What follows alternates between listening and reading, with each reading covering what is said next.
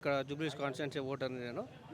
ఇక్కడ ప్రత్యేకంగా ఏందంటే ఇక్కడ మేమేం రాజకీయాలు ఏం కోరుకోవట్లేదు. మాకు డెవలప్మెంట్ కావాలి. ఎవరిది పెత్తనమైనా సరే. మేము ఇప్పుడు కాదు, గత వైఎస్ రాజశేఖర రెడ్డి గారు ఉన్నప్పుడు, రోషయ్య గారు ఉన్నప్పుడు, కిరణ్ కుమార్ రెడ్డి గారు ఉన్నప్పుడు అప్పటి నుంచి మేము కాంగ్రెస్ పార్టీలో ఉన్నాం. మేము ఎక్కడ ఏ పార్టీలో ఎక్కడ వెళ్ళింది లేదు. సో మాకేందంటే ఇప్పుడు మేము స్థానికంగా మేము గత రాష్ట్రం ముందు నుంచి రాష్ట్రం వచ్చాక కూడా మేము ఎప్పటి నుంచో కాంగ్రెస్ పార్టీలో ఉన్నాం. ఇప్పుడు ఏంటంటే మేము స్థానికంగా మేము ఉంటున్నాం ఇక్కడ. మా లోకల్ ప్రాబ్లమ్స్ ఏందో మాకు తెలుసు. పక్క కాన్స్టిట్యున్సీ వాళ్ళు వచ్చి పెత్తనం చెలాంచడం అనేది మాకు కొంచెం ఇబ్బందికరంగా అవుతుంది. మేము ఏంటంటే మాకున్న ప్రాబ్లమ్స్ మేము చెప్తున్నాం, అది అర్థం చేసుకోండి. ఇప్పుడు వేరే వాళ్ళు ఇప్పుడు డైలీ ఒక కాన్స్టిట్యున్సీస్ వస్తున్నారు, మీరు అది చేయట్లేదు ఇది చేయట్లేదు అని కొంచెం కాంట్రవర్సీలు అవుతున్నాయి. మేము ఏంటంటే మేము కొత్తగా రాలేదు. సరే మేము వేరే పార్టీ నుంచి వచ్చిన, బీజేపీ నుంచో బీఆర్ఎస్ నుంచి వచ్చినామంటే అనుకోవచ్చు. కలిసే మీరు ఎవరినైనా ఎంక్వైరీ చేసుకొని అడగండి.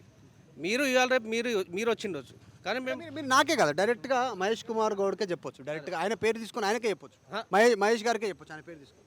సార్ అంటే సార్ ఏంటంటే ఇప్పుడు మేము ఇక్కడ ఉన్న ప్రత్యేకంగా ఇక్కడ స్థానికంగా ఏం ఇష్యూస్ ఏమున్నాయి దాని గురించి మేము అడుగుతున్నాం తప్ప మాకు రాజకీయాలు వద్దు.